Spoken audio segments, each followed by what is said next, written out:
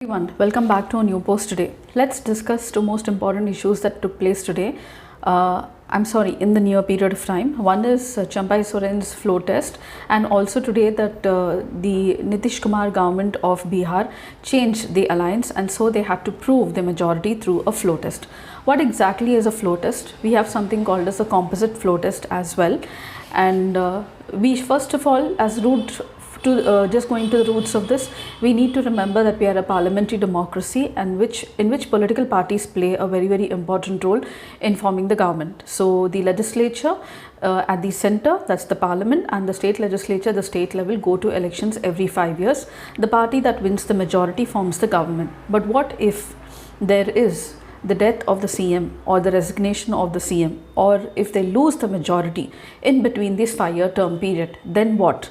So it is at these critical times that instead of going for an election, the governor, and when the house is in session, the speaker calls for a floor test. So what exactly is a floor test, and how do they test the strength of the government? Let's have a few details about it, and how indirectly it is mentioned in the Constitution of India also, though not speaking of it very directly, but it is mentioned in Article 75 and Article 163. Article 75 deals with the parliament, that is the Lok Sabha, and Article 163 deals with the state legislature. Both of them say that the Council of Ministers is collectively responsible to the House of the People, lower house, or the Lok Sabha, and the state legislature, in which the Council of Ministers, that is the Prime Minister, the centre, along with the Council of Ministers, which form the government and which belong to the majority party, and the CM at the state level, along with the Council of Ministers, need to have the majority or strength and need to win the confidence of the House to function as the government of the day.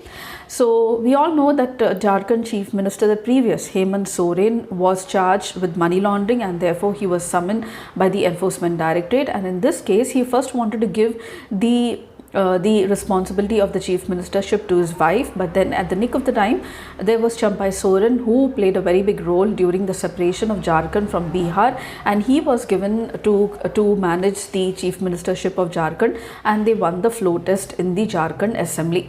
So he belongs to the Jharkhand Mukti Morcha political party of Hemant Soren, and he is a member of the Jharkhand Mukti Morcha political party of the previous Chief Minister Hemant Soren, and they won the floor test in the Jharkhand Assembly. Now Soren was flown, Champai Soren was sworn in as the Chief Minister after the arrest of Hemant Soren. Now Jharkhand, let me tell you, has a 81-member assembly, and any party or coalition of party, if they want to form the government, they have to win at least 42 seats in the, they have to have 42 members on their side, or they have to win 42 seats in the Legislative Assembly. And now this time during the floor test, it was proven that the ruling coalition of JMM, which Champai Soren has taken the responsibility to form the government, has 47 members. Now the floor test saw Champai Soren getting the support of 47 MLAs, while 27 MLAs voted against the trust motion. Now the floor test is also called as trust vote, and it is held in legislative bodies like the parliament at the center, in the Lok Sabha, and the state legislative assembly, to find out whether the government of the day still maintains its majority, or it has lost its majority, or still retains the confidence of the House. And this is done through a vote and physical presence in the legislative assembly in midst of the governor of the state. So when the House is in session, it is the speaker's responsibility to call for a floor test, but when the assembly is not in session, the governor has the residuary powers under Article 163 of the Constitution to call the ruling party, or the party which commands a majority, for a floor test to form the government. In 2020, the Supreme Court said in Shivraj Singh Chauhan versus the ORS versus Speaker in Madhya Pradesh Legislative Assembly, upheld the powers of the Speaker to call for a floor test if there is a prima facie view that the government has lost the majority. And so both the Speaker, when there is a session and when there is no session, the government has the responsibility to call the floor test to ensure that the party still maintains or contains a majority and it is legible to form the government. The principle of collective responsibility also deals with this in Article 75 and Article 163, which says that the Council of Ministers shall be collectively responsible to the Lok Sabha, and because the Lok Sabha is a popular it is a popular house or the house that represents the people, a floor test is always conducted only in the lower house, the House of People, that is called as the Lok Sabha at the center, and the State Legislative Assembly at the state level. Floor tests are not conducted in the legislative councils or in the Rajya Sabha.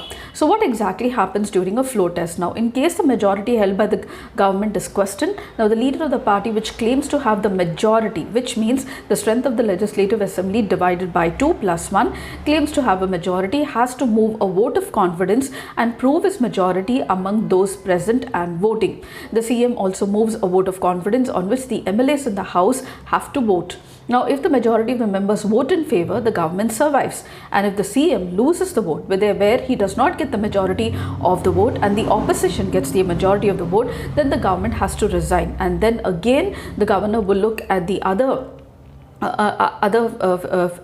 parties which can form the government. And if there is a hung assembly, when within a particular period of time there is no political party which can form the government and nobody actually wins the majority, or there is a lot of horse trading going on, then the Legislative Assembly can be suspended and it has to go for elections mid-term. So this happens now both in Parliament and Legislative Assembly. Voting can be conducted now either by voice vote, in which the MLAs responds to the motion verbally. Voting electronically involves casting the votes by pressing of a button, after which the numbers of each side will be displayed on the board. Now, in a physical division of votes, the lawmakers cast their votes in a ballot box, which are then counted. Also, in situations when there is a difference in the coalition government, the governor can ask the state minister to prove his majority in the House. So what exactly is another test called as a composite floor test? Now, composite floor test is one which is conducted when more than one person is taking claim to form the government. When the majority is not clear, the governor might call for a special session to see who has the majority, and the majority is counted on the basis of those present in the House and voting. And this can be done through a voice vote, where the member responds orally, or through decision voting, or through electronic voting as well. Some legislatures may be absent, or some may choose not to vote, and this is also possible. In the division of vote, the voting can be done through electronic gadgets, ballots and slips, and the person who has a majority will form the government. And in case of a tie, then the speaker is allowed to cast his vote. We know that the speaker has the power to cast his vote only in case of equality of ties. Now, in case of a coalition government, the CM may be asked to move a vote of confidence and win a majority. In the absence of a clear majority, when there is no individuals taking the claim to form the government, the governor can call for a special session to see who exactly has the majority to form the government. Then some legislators may be absent and some may not choose to vote. This can happen, as I told you just about a few minutes back. The number then are considered based only on those MLAs who are present and who vote. So the counting is only done for those who are present and who vote in favor of the government of the day.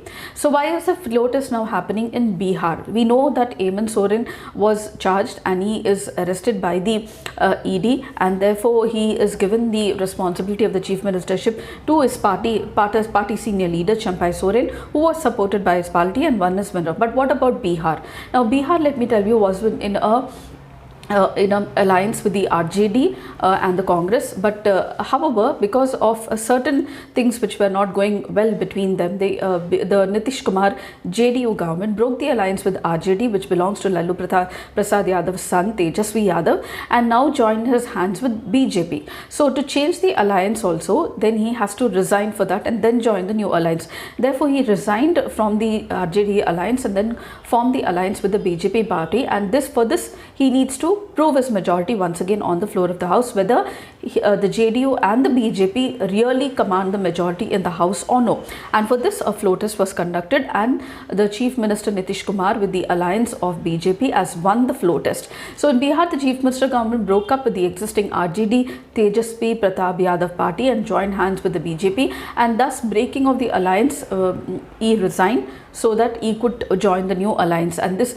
led to a floor test where he had to prove his majority in the House. Now Bihar, let me tell you, has a 243 assembly strength, and the number to win the motion of confidence is 122 to form the government. The JDU and the BJP won 130 in the floor test, and apart from during this time itself, 3 MLAs belonging of the RJD were seen on the side of the BJP alliance with JDU, and they are now said to be liable of defection because they just test joined them only before the floor test was going to be read, and therefore the RJD chief Tejasvi Yadav raised that they would be liable to defection charges. Now these defection charges will be decided only by the Speaker of the House, and if they are are eligible to be removed, if they have violated the anti-defection law, then they will be removed only by the Speaker, who has the power under the anti-defection law. So this is all about the floor test in Jharkhand and also Bihar, and I hope this information was really helpful to you all. If you did, please do like, share, subscribe, and don't forget to comment at the end of the session, and I shall see you in my next post. Until then, it's very happy learning.